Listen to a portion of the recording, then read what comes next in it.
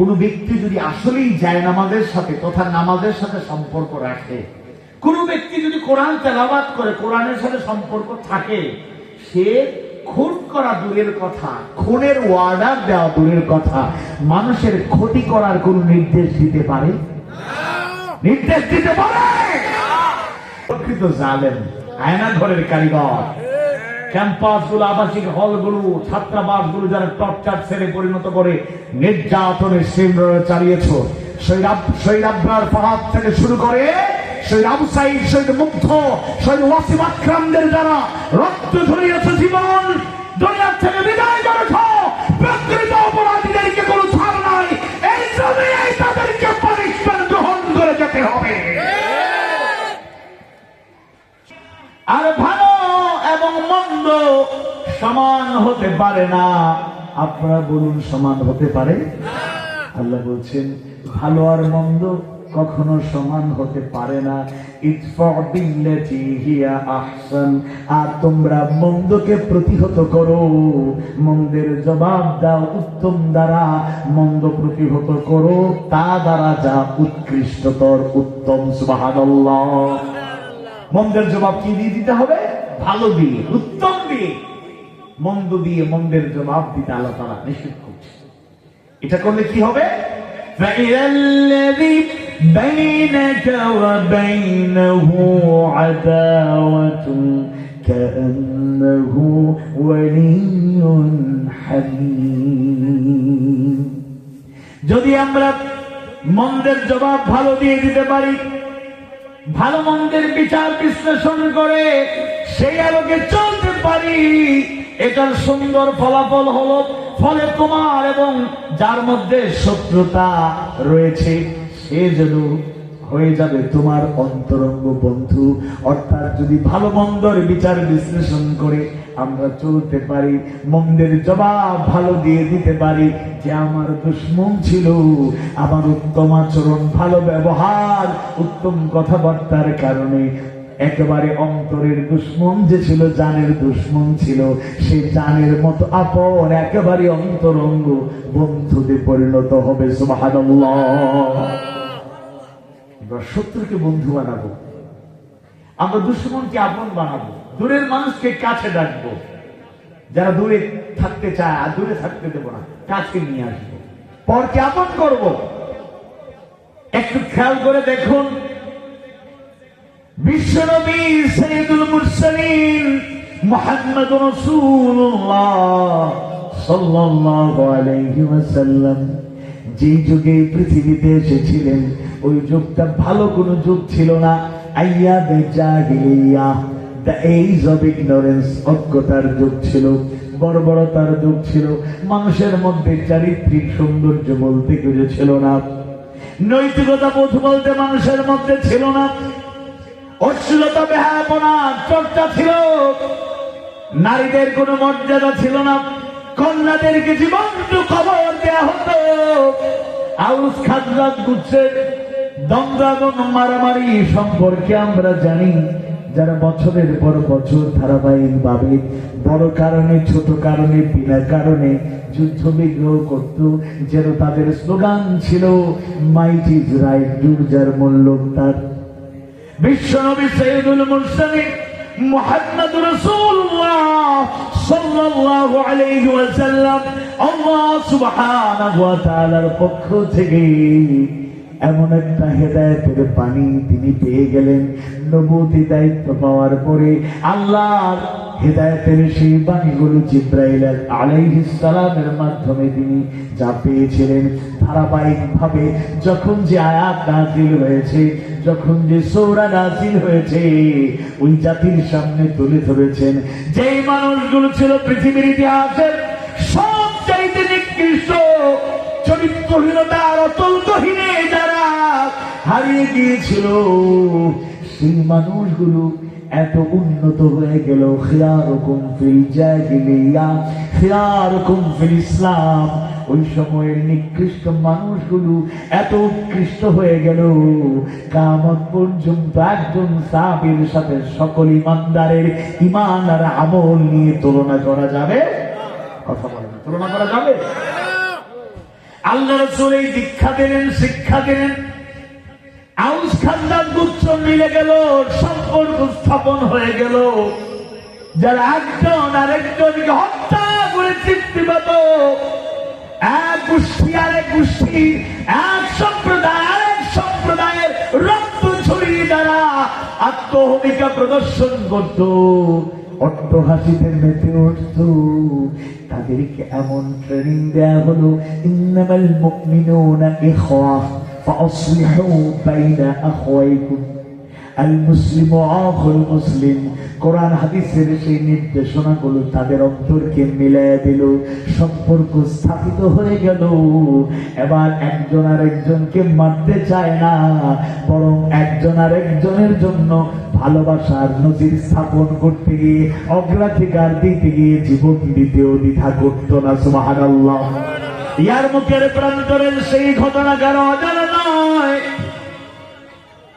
প্রচন্ড গরমের মাঝে সুবিশাল বাহিনীর বিরুদ্ধে যুদ্ধ চলছিল। একদিকে প্রচন্ড গরম, অন্যদিকে বড় একটা বাহিনীর সাথে মুসলিম বাহিনীর সরাসরি চূড়ান্ত লড়াই চলছিল, যুদ্ধ চলছিল। শাহাদাতের নাজরানা পেশ করতে হয়েছে, রক্ত দিতে হয়েছে। আল্লাহর গোলাম এক, প্রচন্ড গরমের কারণে তৃষ্ণার্ত। 2 নম্বরে হলো তিনি আহত হয়ে রক্তাক্ত, প্রাণ যায় যায় অবস্থা। আওয়াজ করলেন, পানি পানি পানি। পানি পান করার জন্য চিৎকার করলেন। তার কাছে পানির পাত্র বহনকারী একজন আল্লাহর গোলাম পানি নিয়ে আসলেন। তিনি পানি পান করবেন, রক্তাক্ত আহত, জীবন যায় যায়। আর প্রচন্ড গরমের কারণে এত তৃষ্ণার্ত বলে বোঝানো যাবে না। পানি যখন দেয়া হলো পান করার জন্য, আরেকজনের জবান থেকে আওয়াজ উচ্চারিত হলো, পানি পানি পানি। তিনি পানি পান করবেন। ওই আহত মজলুম আল্লাহর পথের মুজাহিদ আরেকজনের কণ্ঠে যখন পানির আওয়াজ পেলেন, তিনি পানি পান না করে বললেন, আমার ভাইয়ের কাছে নিয়ে যান। পাত্র বহনকারী চেষ্টা করেও পান করাতে পারলেন না, চলে গেলেন দ্বিতীয় ব্যক্তির কাছে। ওই ব্যক্তি যখন পানি পান করবেন, এবার তৃতীয় আরেকজন আওয়াজ করলেন, পানি পানি পানি। দ্বিতীয় জন পানি পান করলেন না, যান আমার ভাইয়ের কাছে। তৃতীয় জনকে যখন পানি পান করানোর জন্য পাত্র বহনকারী তার সামনে গেলেন, পানি পান করাবেন। দুনিয়ার পানি পান করার জন্য তিনি আর অপেক্ষায় থাকলেন না। আল্লাহর ফয়সালা, শাহাদাতের পেয়ালা পান করে তিনি দুনিয়া থেকে চলে গেলেন। সুবহানাল্লাহ। পানির পাত্র বহনকারী ব্যক্তি আবার দৌড়ে আসলেন দ্বিতীয় ব্যক্তির কাছে। এবার পানির পাত্র নিয়ে আসলেন। এসে দেখেন তিনিও শহীদ হয়ে গিয়েছেন। এবার দৌড়ি দৌড়ি প্রথম সেই ব্যক্তির কাছে পানির পাত্র বহনকারী আবার চলে আসলেন। এসে দেখেন তিনিও শাহাদাতের পেয়ালা পান করে চলে গেলেন হাউজে কাউসারের পানি পান করার সেই তৃপ্তি পাওয়ার জন্য। আল্লাহর ফয়সালা চূড়ান্ত। ইয়ার মুখের প্রান্তরে এক ভাইয়ের জন্য আরেক ভাইয়ের এই আত্মত্যাগ, এই অগ্রাধিকার দেওয়ার সুন্দর নীতি, এটাই প্রমাণ করলো ভালোবাসা আল্লাহর জন্য যদি হয়ে যায়, আল হুব্বু ফিল্লাহ ওয়াল বুগদু ফিল্লাহ। ভালোবাসবো কাউকে আল্লাহর জন্য, ঘৃণা করবো আল্লাহর জন্য। সেই হাদিসটা কারো জানা নয়, রাসূল শিখিয়ে গেলেন, জানিয়ে গেলেন, মান আহাব্বা লিল্লাহি ওয়া বুগদা লিল্লাহ ওয়া আ'তা লিল্লাহি ওয়া মানআ লিল্লাহ ফাকাদ ইসতাকমালাল ঈমান। যে ব্যক্তি কাউকে ভালোবাসলো আল্লাহর জন্য, কাউকে ঘৃণা করলো আল্লাহর জন্য, আল্লাহর জন্য কাউকে দান করলো, আল্লাহর জন্য কাউকে দান করা থেকে বিরত থাকলো, ফাকাদ ইসতাকমালাল ঈমান। সুতরাং সে যেন তার ঈমানটাকে পরিপূর্ণ করে নিল। সুবহানাল্লাহ। এজন্য আমরা যদি এই সৌন্দর্যে দীক্ষিত হতে চাই, যেই গুণাবলী লাগবে, এই কনসেপ্ট আমাদের মাথায় সেট করে নিতে হবে। আমাদের কথাবার্তা আচার ব্যবহারে পরিষ্কার ধারণা নিতে হবে। ওয়ালা তাস্তাউই হাসানাতু ওয়ালাস সাইয়্যিআ, আর ভালো আর মন্দ কখনো এক হতে পারে না। মুমিন যারা, মুমিনা যারা, নিজেকে যারা মুসলমান আমরা দাবি করব, এই চিন্তা যেন সব সময় থাকে, এই ভাবনা যেন থাকে, কথাবার্তা আচরণে যেন তার বহিঃপ্রকাশ ঘটে। ভালো আর মন্দ কখনো এক নয়। আর কেউ মন্দ আচরণ যদি করে, কথা যদি বলে,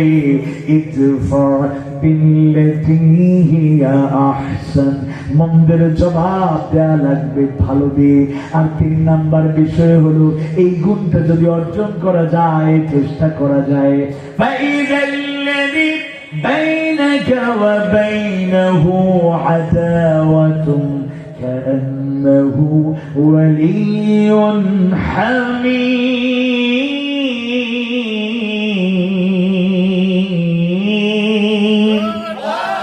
দুশমনদেরকে বন্ধু বানাতে পারবো, দূরের মানুষদেরকে কাছে নিয়ে আসতে পারবো। তাহলে এখানে আল্লাহ তাআলা বললেন মন্দের জবাব দেব ভালো দিয়ে। এটার ব্যাখ্যায় মুফাসসিররা যে কথাগুলো বলেছেন তার কয়েকটা মৌলিক কথা দলিল ভিত্তিক আপনাদের সামনে তুলে ধরতে চাই।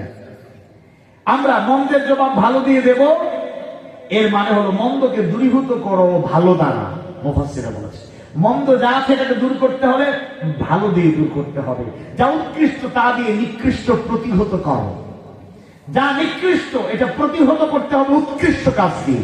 যেমন একটা উদাহরণ দেই, ওয়াহাল্লাল্লাহুল বাই'a ওয়া হারামার রিবা, আর আল্লাহ ব্যবসাকে হালাল করেছেন আর সুদকে করেছেন হারাম। আমরা সুদ হারাম জানি নাকি জানি না? কথা বলে জানি নাকি জানি না? সুদ হালাল না হারাম? আওয়াজ বাড়ে বলে হালাল না হারাম। দলিল লাগবে না, এটাই তো দলিল, সবচেয়ে বড় দলিল। আল্লাহ বলছেন ওয়াহারামার রিবা, আর আল্লাহ সুদকে করেছেন হারাম। সুতরাং এটা হারাম। কারণ আমরা হারাম হারাম বলে যাচ্ছি, কিন্তু কেন মানুষ সুদের সাথে সম্পৃক্ত হচ্ছে ফাইন্ড আউট করছি না, সমাধানের চেষ্টা করছি না। একটু চিন্তা করে দেখুন, সুদ একটা জঘন্যতম পাপের চর্চা হচ্ছে। এমনকি ভালো মুসলমানরা পর্যন্ত বিপদে পড়ে কিংবা জরুরি প্রয়োজনে সুদের কারবারের সাথে যুক্ত হয়ে যাচ্ছে। ইচ্ছে ছিল না, কিন্তু আর উপায় নাই, সে বাধ্য হয়ে সুদের সাথে। অনেককে আমরা জিজ্ঞেস করলে এটা পেয়েছি। তাহলে আমরা শুধুমাত্র হারাম হারাম হারাম, নিষেধ নিষেধ নিষিদ্ধ মানুষকে বলছি। হ্যাঁ, কিছু লোকের অভ্যাস, যারা লোক সুদের লেনদেন করে, অনেকে আছে আর কিছুই করে না, তার কারবার একটাই, সুদের কারবার। এরকম লোক অন্তত পক্ষে শরীফপুরে নাই। সবাই শরীফ মানুষ, ভদ্র, ইনোসেন্ট। তাহলে একটা অন্যতম কারণ খুঁজে পাবেন, সুদের সাথে সম্পৃক্ত অনেক মানুষ বিপদে পড়ে হয়। মানে যখন আর আশ্রয় থাকে না, আর কোন উপায় থাকে না, তখন সুদের কারবারির কাছে গিয়ে সুদ চায়, জরুরিকে টাকা। এটা না দিলে তার বড় ক্ষতি হয়ে যেতে পারে, অনেক বড় আশঙ্কা। এজন্য কি হয়, মানুষ ধার চায় যে সুদের কারবারির কাছে। কিন্তু এটাকে আমরা, এই মন্দটাকে, হারামটাকে একেবারে ফুললি বললে একেবারে পরিপূর্ণরূপে বন্ধ করতে পারবো না। কিন্তু একটা সলিউশন, একটা সমাধান, সহজ একটা সমাধান, একটা আংশিক, পূর্ণাঙ্গ না হলেও একটা আংশিক সমাধান আমাদের কাছে আছে। আমরা চাইলে এটা করতে পারি, কিন্তু আমরা করি না। সেটা হচ্ছে, যারা ঋণ গ্রহণ করতে গিয়ে ঋণ কর্জে হাসানা পায় না, তখন এই সুদের কারবারির কাছে যায়। তাই আমরা কর্জে হাসানা যদি আমরা চালু করতে পারতাম, সমাজে অনেক সংস্থা, সংগঠন, অর্গানাইজেশন, সংঘ, পরিষদ গঠিত হয়। এরকম পুরো দেশের সিচুয়েশন একসাথে আমরা চেঞ্জ করতে পারবো না, কিন্তু শরীফপুরে যদি মুরব্বীদের সহযোগিতা নিয়ে, ধনাঢ্যদের সাপোর্ট নিয়ে ইয়ং জেনারেশন যদি একটা উদ্যোগ দেয়, আমাদের নাজমুল ভাইয়ের মতো প্রতিশ্রুতিশীল ছাত্র নেতা, প্রতিভাবান মেধাবী সেই নেতারা যদি দায়িত্ব নেয়, নাইম মজুমদারদের মতো তরুণরা যদি একটু দায়িত্ব নেয়, যে আমরা অন্তত পক্ষে শরীফপুরে একটা সংস্থা বা ছোট্ট একটা অর্গানাইজেশন গড়ে তুলবো, বেশি প্রচারের দরকার নেই, নীরবে নিবৃত্তে আমরা সওয়াবের কাজ করতে চাই, আমরা কর্জে হাসানা একটা প্রজেক্ট গড়ে তুলবো। আমাদের পকেটে ছাত্র যারা বা তরুণের মধ্যে অনেকেরই সামর্থ্য নাই, কিন্তু এরকম অনেক সামর্থ্যবান লোক এই জনপদে আছেন। কুমিল্লায় অনেক, মিলিনিয়ার বিলিনিয়ার, কোটি কোটি টাকা। হারাম টাকা উপার্জনকারীদের কথা বাদ দেন, হালাল উপার্জনকারীদের মধ্যে কোটিপতি এই সমাজে আছে না? তাদের সাথে কথা বলে যে আপনার একটা সহযোগিতা চাই, এরকম একটা প্রজেক্ট করব, মুনাফা ছাড়া আমরা শুধু কাজে হাসানা দেবো 1 সপ্তাহের জন্য, 1 মাসের জন্য, কেউ 6 মাস বা 1 বছরের জন্য। ইয়ারলি এর থেকে বেশি গেলে আবার টাকা উদ্ধার করাটা কঠিন হয়ে দাঁড়ায়। আমরা এরকম একটা প্রজেক্ট করেছি, আপনারা যা দেবেন এটা জমা থাকবে একটা অ্যাকাউন্টে। আমরা অ্যাকাউন্টের মাধ্যমে বা আমানতদারিতার সাথে একেবারে সব কাগজপত্র মেনটেন করে চমৎকার ভাবে আমানতদারিতার সাথে দায়িত্ব পালন করব। শর্ত সাপেক্ষে জামিনদার সহ আমরা খুব সুন্দর সাক্ষী রেখে, 2-3 সাক্ষী রেখে আমরা লেনদেন করব, স্বচ্ছভাবে এটা করব। তারা যা নেবে ডিউ টাইমে দিয়ে দেবে, আর এই টাকাটা জমা থাকবে। এমন কিছু লোকদের কাছে নিয়ে আসবে, এটা ওনারা তত্ত্বাবধান করবে, খোঁজ খবর নেবে। আবার যদি কয়েকদিন পরে এই টাকা আমার দরকার, দিয়ে দেন, এরকম লোকের কাছ থেকে নিয়ে যা, বেশি ফায়দা হবে না। এমন অনেক লোক আছে কোটি টাকা ব্যাংকে পড়ে আছে, তার থেকে 10 লাখ টাকা বা 5 লাখ টাকা, আর হলে 1 লক্ষ টাকা নিয়ে আসেন, কেউ 50,000, কেউ 10,000। তরুণরা পারলে ভাই আমি এই প্রজেক্টে 1000 দিয়ে শরীর হইলাম। অন্তত 100 জন লোক 1000 করে দিয়ে একটা প্রজেক্ট দাঁড় করান, আরো 1000 লোকের সহযোগিতা হইতে পারে। 1,100 লোকের সহযোগিতা নিয়ে 100 লোককে সহযোগিতা করেন, 10 জন লোকের সহযোগিতা করেন। প্রতি বছর যদি কম বেশি 10-20 জন 50 জন লোক এই সাপোর্ট পায়, ধীরে ধীরে সুদটা আস্তে আস্তে কমতে শুরু করবে ইনশাআল্লাহ। এটাও একটা উদাহরণ দিলাম যে মন্দকে দূর করা, ভালো দিক, এটা একটা উজ্জ্বল দৃষ্টান্ত। মুফাসসিরদের ব্যাখ্যায় পাওয়া যায় ইদফা বিল্লাতি হিয়া আহসান, মন্দের জবাব কিভাবে ভালো দিয়ে দিতে হবে। একটা অর্থ হলো অন্যায়ের বদলা নাও, ন্যায় প্রতিষ্ঠা করে। অন্যায়ের বদলা নাও, ন্যায় প্রতিষ্ঠা করে। আমাদের সমাজে ইনসাফ আদলের অভাব আছে না? আছে না? নাই। 15.5 বছর ইনসাফ ছিল? 3 জন বলছে 15.5 বছরে ইনসাফ আদল ন্যায় বিচার বলতে কিছু ছিল? জুলুম ছিল 100%। উপরে বললেও কোনো সন্দেহ নেই, জুলুম চালিয়েছে। এই জুলুমের বিপরীতে, অন্যায়ের বিপরীতে ন্যায়, ইনসাফ, জাস্টিস প্রতিষ্ঠা করার মাধ্যমে এই সমাজকে আমরা বদলে দিতে চাই। নীতিবান মানুষদেরকে, আদর্শ মানুষদেরকে এগিয়ে আসতে হবে। আমার জনতার সাপোর্ট লাগবে। সবাই মিলে ঐক্যবদ্ধভাবে ন্যায় নীতি প্রতিষ্ঠার আন্দোলনে যদি ঝাঁপিয়ে পড়ি, বাড়াবাড়ি সীমা লঙ্ঘন করে কেউ আমাদের সুন্দর নীতিকে পরাস্ত করতে পারবে না ইনশাআল্লাহ। আমাদের মধ্যে কিছু দুর্বলতা আছে। একটা কথা প্রচলিত আছে, জাতির মানুষেরা যেমন তার নেতাও তেমন।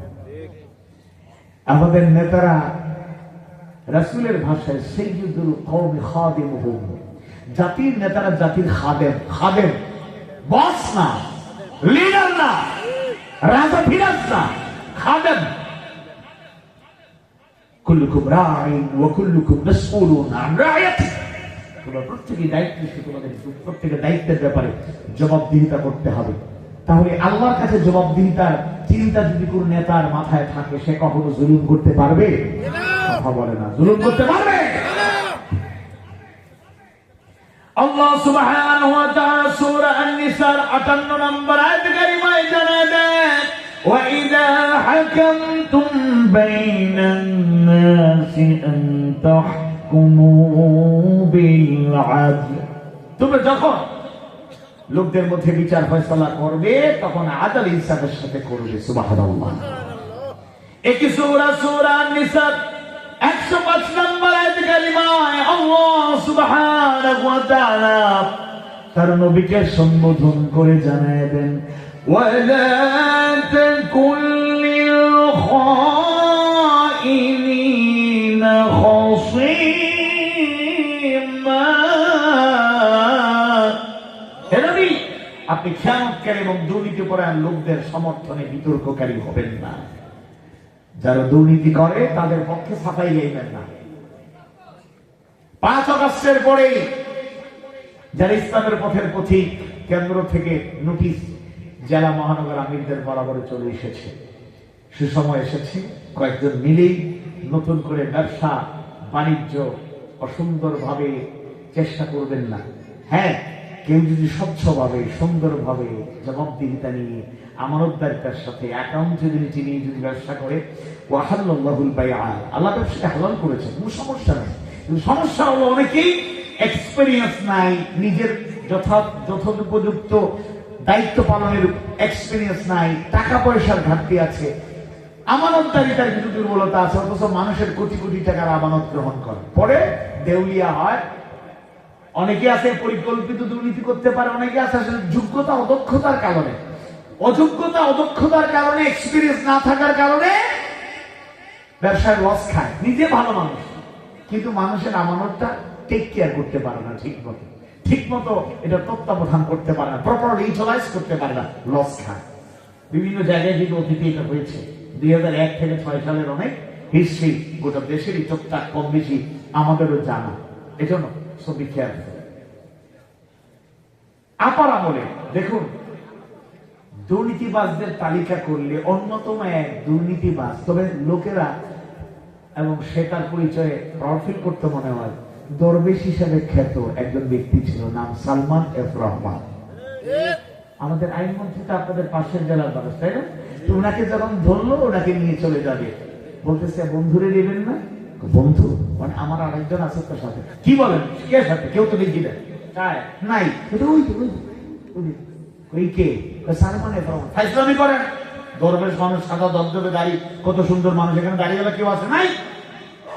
কাছে গিয়া দেখেন দরবেশ বাবা বক্তৃতা দিতে গিয়ে আহলে হাদিসের এক প্রোগ্রামে উনি বলেছিলাম, সহিহ হাদিস ছাড়া কিছু মানি না। পণ্ডিতি করতে করতে বলছিল যে কোরআনে নাকি কিছু ভুল আছে। নাউযুবিল্লাহ, কপাল পোড়া, লানাতুল্লাহি আলাল কাযিবিন। সে দরবেশ খেত সহিহ হাদিস ছাড়া মানে না, কিন্তু ধরা যখন খাইছে ক্লিন শেভ করে দাদা বাবু হয়ে পালানোর চেষ্টা করছে, পালাতে পারে নাই। ভয় চালাকা এরা দুর্নীতি করত, সকল নেতা নেত্রীরা জানত। এদের মাধ্যমে সরাসরি অনেকে দুর্নীতি করতে পারে নাই, ইনডিরেক্টলি দুর্নীতি করেছে, পার্সেন্টেজ তাদের ঠিকই তারা পাইছে। আল্লাহর রাসূল কেন বলেছেন, যারা দুর্নীতি করে, যারা খেয়ানতকারী, তাদের পক্ষে আপনি কথা বলবেন না। সুবহানাল্লাহ। ইমানদার ভাইয়েরা, মুমিন মুমিনা ভাই বোনেরা, সূরা হুজুরাতের 9 নম্বর আয়াত কারিমায় আল্লাহ সুবহানাহু ওয়া তাআলা জানায় দেন, ওয়া আকুনসিতু ইন্নাল্লাহা ইউহিব্বুল মুকসিতিন।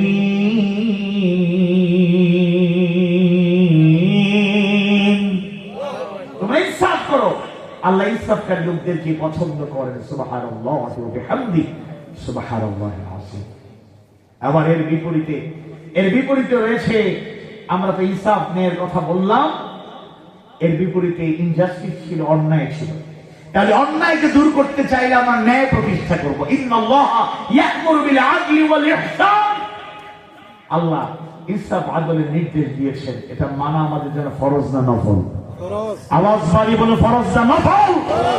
এজন্য অনেক ইনজাস্টিস দেখেছি, এমনকি 54 বছরের হিস্ট্রি স্টাডি করলে দেখা যায় উল্লেখযোগ্য অধিকাংশ ক্ষমতাধর লোকেরাই জুলুম চালিয়েছে, অন্যায় জাতির ঘাড়ে চাপিয়ে দিয়েছে, জুলুম এবং অবিচারের কারণ ধারণা করেছে। আজ চায়ের দোকান থেকে শুরু করে, ছোট স্টল থেকে শুরু করে, উচ্চ ভবন পর্যন্ত সর্বত্র উলামায়ে কেরাম, ইসলামপন্থীদের, আদর্শবাদীদের জয় জয়কার, তাদের পক্ষে কথাবার্তা চলছে। বহু দেখেছি, কেউই 100% কেন ধারে কাছেও নীতি প্রতিষ্ঠা করতে পারে নাই, দুর্নীতি দূর করতে পারে নাই।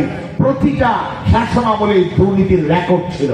2001 থেকে 2006 সালে দুজন মহান ব্যক্তি শহীদ, 3টি মন্ত্রণালয়ে দায়িত্ব পালন করলেন। দায়িত্ব পালন শেষ, দস্তখত স্বাক্ষর শেষ, দায়িত্ব পালন সম্পন্ন। এবার দেখা গেল এই সময়ে সাংবাদিকরা অ্যাক্টিভ ছিল, গোয়েন্দা সংস্থা সক্রিয় ছিল, তাদের আশপাশে যারা কর্মরত ছিলেন সবাই সূক্ষ্মভাবে অবজারভেশন করেছে, দেখার চেষ্টা করে, অবজার্ভ করেছে। কিন্তু আল্লাহর রহমতে 5 বছরের দায়িত্ব শেষে 3টা মন্ত্রণালয়ে 3 টাকার দুর্নীতির রিপোর্ট পেশ হওয়া দূরের কথা, 2 টাকা এমনকি 1 টাকার দুর্নীতির অভিযোগ, অন্যায়ের অভিযোগ কেউ করতে পারে না। অন্যায় দূর করে এরকম আমাদের সামনে যেহেতু লোক আছেন, না থাকলে তো করার কিছু নেই, যেহেতু আছেন আর না থাকলে মানে কি অবশ্যই আছেন। কোথাও কোথাও কেউ ঘোষণা দেবো মুখকে ভোট দিন, আর কোথাও তো আপনার দেখবেন যোগ্য লোক নাই, আপনাদের মধ্য থেকে খুঁজে বের করেন আমানতদার যোগ্য দক্ষ লোক কোথায় আছে, পালায় বেড়ায়, দৌড়ায়। কারণ দায়িত্ব ভাই অনেক কঠিন জিনিস। আল্লাহ রাসূল বলেছেন 10 জনের দায়িত্ব যদি কারো কাঁধে থাকে তাহলে তাকে আসামির মতো ডান্ডা বেরি পড়াইয়া তাকে হাসরের ময়দানে তোলা হবে কিয়ামতের পর, জবাব দিলে জান্নাত, এছাড়া জান্নাতে যাওয়া সহজ হবে না। আল্লাহু আকবার। এজন্য কিছু লোক দেখবেন একটা ছাত্র সংগঠনের দ্বিতীয় ব্যক্তি একটা ইসলামী ছাত্র সংগঠনের কেন্দ্রীয় নির্বাচনের পরে শুনছে যে এরকম এরকম নির্বাচন হয়েছে, এরা অভিযোগ করছে। এ কেমন কথা? নির্বাচন সুষ্ঠু নির্বাচন নয়, কারণ তাদের দলের মধ্যে কম বেশি 201 জন বা 101 জন সহসভাপতি থাকে। এমন এক ছাত্র সংগঠনের সমালোচনা করছে তাদের সহসভাপতি একজনও নাই। একসময় পদ্ধতি ছিল 1-2 সহসভাপতি থাকতেন, পরে সিস্টেম বন্ধ করা হয়েছে। কিন্তু অবশ্যই এখানে সুন্দর মানুষের মতের প্রকাশ করার স্বাধীনতা আছে, ভিতরে না আসলে বোঝা যাবে না। বাইক থেকে বলবে না এটা তারা সেট করা। কিন্তু এই যিনি দ্বিতীয় ব্যক্তি প্রথম হয়েছেন, এই দ্বিতীয় ব্যক্তির পর্যায়ে আসার পূর্বে তাকে কয়েকটা স্টেপ অতিক্রম করতে হয়েছে। সমর্থক, এরপরে হয়েছে কর্মী, কর্মী হতে গিয়ে বই পড়া আর অনেক কিছু মেনটেন করতে হয়। এরপরে অ্যাসোসিয়েট, সাথী, এরপরে সদস্য, সদস্যদের ভোট পেয়ে এরপরে পরামর্শ সভার সদস্য অথবা সেক্রেটারি মেম্বার, এরপরে তার থেকে বাছাই হয়ে ক্রমান্বয়ে স্টেপ বাই স্টেপ সভাপতি, একটা শাখার সভাপতি, এরপরে কেন্দ্রে যাচাই বাছাই। এখানে যেই যাচাই বাছাই হয় কোন সংগঠনে এরকম হঠাৎ করে আসমান থেকে নাজিল হয়ে নেতা হওয়া যায় না। যাই হোক, এজন্য অনেকে এরকম সমালোচনা করে। আর আমাদের এরকম নজির আছে, দায়িত্বশীলের নাম ঘোষণা যদি মনে মনে মনে আসে, মানে বুঝতে পারে আমার উপর দায়িত্ব আসবে, সে কিভাবে লুকাবে আর পালাবে এই চেষ্টা করে। আমার ছাত্র সংগঠনের দায়িত্ব পালন করার সময়ে জেলায় মহানগরী থেকে একজন দায়িত্বশীলকে সাপ্লাই দেওয়া হয়েছে। তিনি বুঝতে পারছেন জেলায় আমারে মনে হয় সেট আপ করবে, উনি পালাইছে। আমারে সেট আপ থেকে কেন্দ্রীয় দায়িত্বশীল উনি তত্ত্বাবধায়ক ফোন দিচ্ছেন, জেলা সেক্রেটারির নাম ঘোষণা করছি, জেলা সেক্রেটারি নাই। আমি বলছি আলামত মনে হয় পাইছে, পালাইছে। বলছে আপনার দায়িত্ব, একদিনের মধ্যে আপনি হাজির করেন। বহু কষ্ট করে রাতে গিয়ে খুঁজে আননোন এক মেস থেকে ধরে নিয়ে এসে জেলা অফিসে দিয়ে আসছি। বলেন আলহামদুলিল্লাহ। দায়িত্ব পাইয়া পালায়। আর এমন সংগঠনের অভাব নাই, ওয়ার্ড কমিটির সহকারী প্রচার সম্পাদক হইলে বিলবোর্ড আর ফেস্টুনে এলাকা ছেয়ে যায়। ইমানদার ভাইয়েরা, ভালো দিয়ে মন্দকে দূরীভূত করার, মন্দের জবাব ভালো দিয়ে দেয়ার আর একটা অর্থ হলো মুফাসসিররা বলেছেন জুলুমের বদলা নাও ক্ষমা করে। যেরকম সুবহানাল্লাহ। জুলুম সমাজে আছে না নাই? আমরা এতদিন জুলুমের শিকার হয়েছি নাকি হয়নি? আপনাদেরকে 2টা হাদিস শোনাই, শুনুন। আব্দুল্লাহ ইবনে ওমর রাদিয়াল্লাহু আনহু থেকে বর্ণিত হাদিস। রাসূল সাল্লাল্লাহু আলাইহি ওয়াসাল্লাম বলেন ইত্তাকু যুলমা ফাইন্না যুলমা যুলমাতুন ইয়াউমাল কিয়ামাহ। তোমরা কাউকে জুলুম করা থেকে আত্মরক্ষা করবে, বেঁচে থাকবে, কারণ জুলুম কিয়ামতের দিন ভয়াবহ অন্ধকারে পরিণত হবে। নাউযুবিল্লাহ। দ্বিতীয় আরেকটা হাদিস শোনাই, এটা আব্দুল্লাহ ইবনে মাসউদ রাদিয়াল্লাহু আনহু থেকে বর্ণিত। রাসূল সাল্লাল্লাহু আলাইহি ওয়াসাল্লাম বলেছেন আউয়ালু মা ইউকদা বাইনান নাসি ইয়াউমাল কিয়ামাতি ফিদ-দিমাই। কিয়ামতের দিন প্রথম যে বিষয়টি মানুষের মধ্যে বিচার করা হবে তা হলো রক্ত বা খুন, হত্যার বিষয়। নাউযুবিল্লাহ বলেন। অনেকেই ওই আপার ভক্ত যারা, ওরা বলতো, তিনিও বলেছিলেন আমি ঘুম থেকে উঠে কি খুঁজি? জায়নামাজ খুঁজি। কি খুঁজি? জায়নামাজ। তার নেতা কর্মীরা খুব ভক্ত বলতে আপা সবসময় কি করে? কোরআন তেলাওয়াত করে।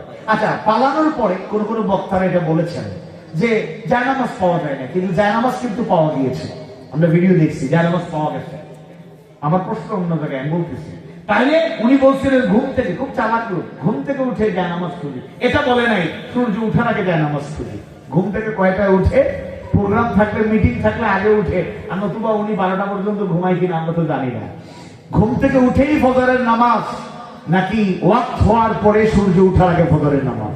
ইন্নাস সালাতা কানাত আলাল মুমিনিনা কিতাবাম মাওকুতা, সুনির্দিষ্ট সময় নামাজ আদায় করতে হবে, কায়েমের চেষ্টা করতে হবে।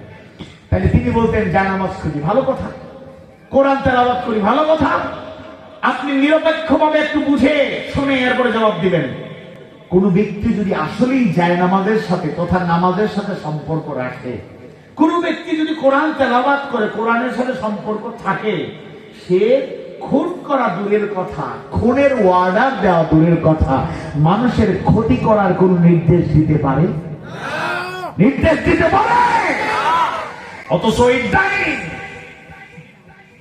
45 মিনিটের নোটিশ পাওয়ার আগ পর্যন্ত সেনা প্রধানের উপর ক্ষুব্ধ ছিল, মারতে গেছিল। তুমি কি করো? আত্মীয়তার সূত্রে ভালোবাসা দিয়ে তোমারে বানাইছি প্রধান। পুলিশ প্রধানকে বলতে ধন্যবাদ, গুলি চালাইছো, 2000 মারছো। তার পরিকল্পনা ছিল এমন, যত পারো গুলি করো, 2000 না। এই খুনি ডাইনি চেয়েছিল সেনা প্রধানের মাধ্যমে সেনাবাহিনী গুলি করে প্রয়োজনে 2 লাখ মানুষকে ব্যবসায় করে দুনিয়ার থেকে বিদায় করে দিয়ে হলো তার ক্ষমতার দরকার ছিল, যার কারণে সীমালঙ্ঘন চূড়ান্ত পর্যায়ে যাওয়ার জন্যই আল্লাহর ফয়সালায় তাদের পতন হয়েছে, হুঙ্কার মাটির সাথে মিশে গিয়েছে। এমনকি একটা report electronic media, print media, social media পেয়ে গিয়েছেন, কয়েকজন লোককে, দেশপ্রেমিক লোককে জুলুম চালিয়ে ফাঁসির রায় দিল। এর মধ্যে একজন ভদ্রলোকের তার রাগ ছিল, তার আক্রোশ ছিল। সে বলছে ফাঁসির রায় হয়েছে, বলতে সবাইকে ফাঁসি দাও, এর আমি নিজ হাতে জবাই করবো না, অসুবিধা কিনা। এবং প্রমাণ পাওয়া গেছে তার গলা কাটা। যেই ব্যক্তি নিজ হাতে জবাই করার মতো নৃশংস কাজ করতে পারে, সে কত বড় জালেম ওর সন্দেহ নাই। এরা মুসলমান দাবিদার হলেও এরা টাটকা ইসলাম বিদ্বেষী, মুসলমানের তালিকায় তো থাকার কোন যোগ্যতা নাই। এরা প্রকাশ্যে আল্লাহর বিধান অস্বীকার করে। তাহলে জুলুম করলে কি করব আমরা? আপনাদের মনের কথাটা আমি বলবো। এই মুস্তাফিজের বাসায় সোনামণিরা কথা বলে চুপচাপ শেষ করে নিচ্ছি তো, আমার আর 4 মিনিট, আর 15 মিনিট দোয়া। আমি অল্প আলোচনাটা শেষ করতে দিই। ইমানদার ভাইয়েরা,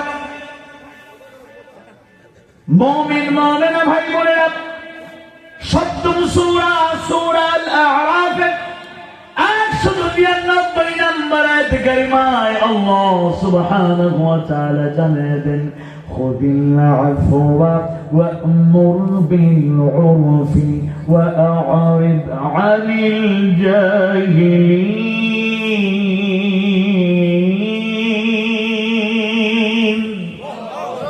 তুমি ক্ষমা প্রদর্শন করো এবং ভালো কাজের আদেশ দাও, আর মূর্খদের থেকে বিমুখ থাকো, মূর্খদের থেকে তো দূরে থাকো।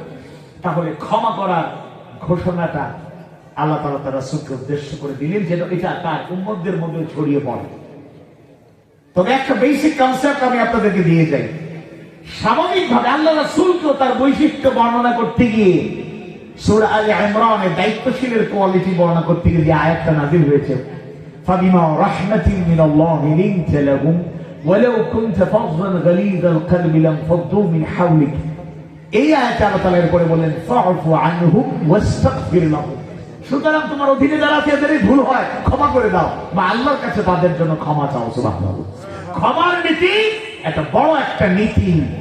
তবে একটা বেসিক কনসেপ্ট দিয়ে যাই, মক্কা বিজয়ের পরে আমভাবে সবাইকে ক্ষমা করে দেওয়া হয়েছে, কথা সত্য, কিন্তু খাস ভাবে সিলেক্টেড কিছু লোকের নাম আল্লাহ রাসূল বলেছেন, অমুক অমুক অমুক অমুক, এদের কোনো ক্ষমা নাই। আল্লাহু আকবার। আর আওয়াজ বাড়ি বলে আল্লাহু আকবার। শিক্ষা নিতে হবে, শিক্ষা নিতে হবে। অবশ্যই আমভাবে ক্ষমার ঘটনা, চূড়ান্ত জুলুম যারা করেছে, সীমা লঙ্ঘন করেছে, সিরাতের কিতাবগুলো যদি পড়েন রাসূলের বর্ণনা পেয়ে যাবেন। এমনকি রাসূলের বর্ণনায় পাওয়া যায় আল্লাহ রাসূল বলেছেন, ওই তালিকাভুক্ত যাদের নাম বলেছি এরা কেউ যদি কাবার জিরাফ আঁকড়ে ধরে তারপরে ওই জায়গা থেকে তাদেরকে নিয়ে এসে পানিশমেন্ট কার্যকর করতে হবে। আমভাবে আমরা ক্ষমা করে দেব। যারা শুনছেন আমার কথা, পালানো লোকদের অনুসারী, আপনারা এত তাড়াহুড়া করবেন, অনুমতি এখন আমরা পাইনি, তওবা ইস্তেগফার করতে থাকেন। যারা জাস্ট সাপোর্টার জেনে না জেনে, বুঝে না বুঝে, আবেগে করে ফেলছেন, কোনো অন্যায় করেন নাই সরাসরি, আপনারা আল্লাহর কাছে ইস্তেগফার করেন। ওয়া কুনু মা'আস সাদিকিন, সত্যবাদীদের সঙ্গী হওয়ার জন্য আল্লাহর কাছে দোয়া করেন। আল্লাহ চাইলে, অনুমতি পাইলে আপনাদেরকে একজন একজন করে ধীরে ধীরে আমরা ইনশাআল্লাহ প্রয়োজনে আমাদের ভালোবাসার বন্ধনে আবদ্ধ করব, বলেন ইনশাআল্লাহ। কিন্তু প্রকৃত জালেম, আয়না ঘরের কারিগর, ক্যাম্পাস গুলো, আবাসিক হল গুলো, ছাত্রাবাস গুলো যারা টর্চার ছেড়ে পরিণত করে নির্যাতনের সিমরন চালিয়েছ, শহীদ আবরার ফাহাদ থেকে শুরু করে শহীদ আবু সাঈদ, শহীদ মুগ্ধ, শহীদ ওয়াসিম আকরামদের যারা রক্ত ঝরিয়েছ, জীবন দুনিয়া থেকে বিদায় করেছ, প্রকৃত অপরাধীদেরকে কোনো ছাড় নাই। এই জমিনেই তাদেরকে পানিশমেন্ট গ্রহণ করে যেতে হবে। সম্মানিত ভাইরা, এরপরে মন্দের জবাব যদি আমরা দিতে চাই, তাহলে ক্রোধের বদলা নিতে হবে ধৈর্য ধারণ করে। ক্রোধ মানে রাগ, ক্ষোভ, এর বিপরীতে আমাদের সবরের মাধ্যমে জবাব দিতে হবে। عن أبي هريرة أن رسول الله صلى الله عليه وسلم قال, আবু হুরায়রা রাদিয়াল্লাহু আনহু থেকে বর্ণিত, তিনি বলেন, রাসূল সাল্লাল্লাহু আলাইহি ওয়াসাল্লাম, নিশ্চয়ই রাসূল সাল্লাল্লাহু আলাইহি ওয়াসাল্লাম বলেছেন, আবু হুরায়রা রাদিয়াল্লাহু আনহু থেকে বর্ণিত, নিশ্চয়ই রাসূল সাল্লাল্লাহু আলাইহি ওয়াসাল্লাম বলেছেন, কি বলেছেন? লাইসা আশ-শাদীদু বিস-সুরআতি ইন্নামা আশ-শাদীদু আল্লাযী ইয়ামলিকু নাফসাহু 'ইনদাল গাদাব। অত্যন্ত গুরুত্বপূর্ণ কথা। রাসূল বলেছেন, শক্তিশালী বা বীর সে নয় যে কুস্তিতে জয়লাভ করেছে। শক্তিশালী বা বীর সেই ব্যক্তি না যে কুস্তি খেলা করে বা কুস্তি করে জয়লাভ করেছে, সেই প্রকৃত বীর বা শক্তিশালী না। বরং প্রকৃত শক্তিশালী বা বীর হলো সেই ব্যক্তি যে ক্রোধের সময়, প্রচন্ড রাগের সময় নিজেকে সামলে নিতে পারে। আল্লাহু আকবার। রাগ এর জবাব দিতে হবে ধৈর্য দিয়ে। একজন উত্তেজিত হয়ে গিয়েছেন, শুনুন মা বোনেরা শুনুন, হঠাৎ করে হাজবেন্ডের মাথা একটু গরম হয়ে গেছে, অফিসে কোনো একটা ঝামেলা হয়েছে বা ব্যবসার লোকসান হয়েছে, অথবা চাকরি চলে গেছে, উনি আসছে, চেহারা দিকে তাকাবেন, মেজাজ মর্জি বুঝে পদক্ষেপ দিবেন। মেজাজ মর্জি খারাপ, হতাশ হয়ে আসছে একটা লোক, আইসে বসে এক গ্লাস পানি দাও, নিয়ে খান, শেষ, অবস্থা খারাপ। মাইক তো খাইলেনি, ঘরে থাকবেন কিনা সন্দেহ। রাগ প্রচন্ড হয়ে গেছে। পুরুষদের রাগ বেশি থাকে, কোন কোন জায়গায় উল্টাও আছে। Home minister powerful, prime minister থেকে ক্ষমতা মানুষ। যাই হোক, একজনের রাগ হয়েছে, আর একজন ধৈর্য দিয়ে এটাকে মোকাবেলা করে। নতুবা বন্ধুত্ব নষ্ট হয়ে যায়, স্বামী স্ত্রীর সম্পর্ক নষ্ট হয়ে যায়, ভাইয়ে ভাইয়ে ফাটল ধরে, আলাদা হয়ে যায়, বনে বনে সংঘাত সংঘর্ষ, বাবা মা থেকে সন্তানরা দূরে চলে যায়, আপন পর হয়ে যায়, কাছের মানুষ দূরে চলে যায়। তাহলে 2 নম্বরে হলো ক্রোধ রাগের বিপরীতে সবর দিয়ে আমরা মোকাবেলা করবো, বলে ইনশাআল্লাহ। সেই হাদিস, গুরুত্বপূর্ণ বর্ণনা। এই বর্ণনাটি আপনারা হয়তো জানেন, এটা সুন্দর একটা বর্ণনা। সেটা আসবর দিয়া, আসবর দিয়া, সবর হলো জ্যোতি স্বরূপ, আলো স্বরূপ। ওমর রাদিয়াল্লাহু আনহু একটা বর্ণনা আপনাদেরকে বলি, ওয়াজাদনা খায়রা আইশিনা বিসসাবরি, সবরের মাধ্যমে আমরা সর্বোত্তম জীবন লাভ করেছি। সুবহানাল্লাহ। সবরের আয়াতগুলো আমাদের জানা। আমরা আল্লাহর সাহায্য পেতে চাইলে আল্লাহ বলছেন, ইয়া আইয়ুহাল্লাযীনা আমানু, ইয়া আইয়ুহাল্লাযীনা আমানু ইসতাঈনু বিস-সাবরি ওয়াস-সালাহ ইন্নাল্লাহা মা'আস-সাবিরিন। সূরাতুল বাকারা 153 নম্বর আয়াত। 2টা গুণ অর্জন না হলে আল্লাহর সাহায্য পাওয়া যাবে না। একটা সবর আর একটা হলো সালাত। সালাত, সবর, সালাত, সবর। সালাতের সাথে সম্পর্ক বাড়াতে হবে আর ধৈর্য ধারণ করতে হবে। তাহলে রাগ ক্ষোভ যখন আসে, তখন আমাদেরকে ধৈর্যের মাধ্যমে এটাকে নিয়ন্ত্রণ করতে হবে ইনশাআল্লাহ। এটা হলো ভালো দিয়ে মন্দ মোকাবেলা করা। সর্বশেষ আর একটা পয়েন্ট বলি, মূর্খতা বা অশ্লীল কথার উত্তর আমাদেরকে অত্যন্ত সুন্দরভাবে ধৈর্য সহকারে সহ্য করে নীরবে থেকে, কখনো নীরবে থেকে। একজন গালি একটা দিয়ে দিচ্ছে, এটার জবাব দিতে চাইলে তো মারামারি হবে, নিশ্চিত মারামারি।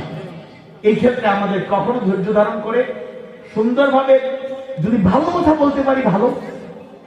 ওয়াইজা খাসামা ফাজারা, এটা মুনাফিকের আলামত। ঝগড়া লাগলে গালি দেয়, হ্যাঁ, ইযা হাদাসা কাযাবা, যখন কথা বলে মিথ্যা বলে, এটা একটা।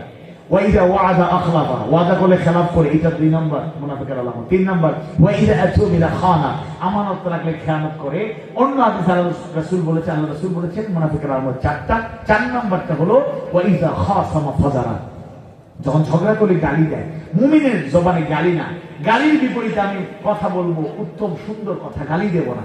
কাউলান কারীমা, কাউলান সাদীদা, কাউলান লাইয়িনা, কাউলান মা'রুফা। আমরা সবসময় সম্মান দিয়ে কথা বলার চেষ্টা করব, সত্য কথা বলার চেষ্টা করব, সুন্দর কথা বলার চেষ্টা করব, প্রয়োজনে নরম নরম কথা বলার যেখানে প্রয়োজন সেখানে আমরা কথা বলার চেষ্টা করব। আর সর্বশেষ কখনো কখনো নীরব থাকাটা, এটা হলো সবচেয়ে বড় সফলতা। আবু হুরায়রা রাদিয়াল্লাহু আনহু থেকে, আল্লাহর নবী থেকে তিনি বর্ণনা করেন, সেই হাদিসটা আপনাদের জানা, মান কানা ইউমিনু বিল্লাহি ওয়াল ইয়াউমিল আখির ফালইয়াকুল খায়রান আও লিয়াসমুত, আও লিয়াসমুত, মুত্তাফাকুন আলাইহি, বুখারী এবং মুসলিমের হাদিস।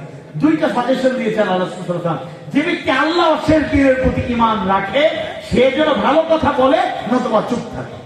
কথা বললে ভালো বলবেন, নতুবা চুপ থাকবেন। খায়রান, উত্তম কথা বলবেন, আর নতুবা চুপচাপ থাকবেন, নীরব থাকবেন। কেউ গালি দিছে, ভালো কথা বলে জবাব দেন, আর যদি বলেন সিচুয়েশন খারাপ, চুপ থাকবেন। وعباد الرحمن الذين يمشون على الأرض هونا وإذا خاطبهم الجاهلون قالوا سلاما। আসুন 41তম সূরা, সূরা হামিদা সাজদা 34 নম্বর আয়াতে কারিমা থেকে 3টা কথা। 1, ওয়ালা তাস্তাউল হাসানাতু ওয়ালা সাইয়্যিআহ, ভালো আর মন্দ কখনো এক হতে পারে না। 2 নম্বরে ইদফা বিল্লাতী হিয়া আহসান, আমাদেরকে মন্দের জবাব দিতে হবে ভালো দিয়ে। এটার ব্যাখ্যা আমি করলাম। 3 নম্বরে শত্রুকে যদি বন্ধু বানাতে চান, দূরের মানুষকে কাছে ডাকতে চান, পরকে আপন করতে চান, فإذا الذي بينك وبينه عداوة كأنه ولي حميم, অন্তরঙ্গ বন্ধুরূপে বানাতে পারবেন, তাহলে এই গুণটা আমাদের অর্জন করতে হবে। মন্দের জবাব ভালো দিয়ে দিবেন, ভালো আর মন্দ বিচার বিশ্লেষণ করার চেষ্টা করবেন ইনশাআল্লাহ। কথাবার্তা ভুল ত্রুটি হলে আল্লাহ তাআলা ক্ষমা করুন। আর শিক্ষণীয় যে কথাগুলো জবান থেকে বের হয়েছে, আল্লাহ তাআলা আমাদেরকে আমল করার তৌফিক দিন, বলুন আমিন।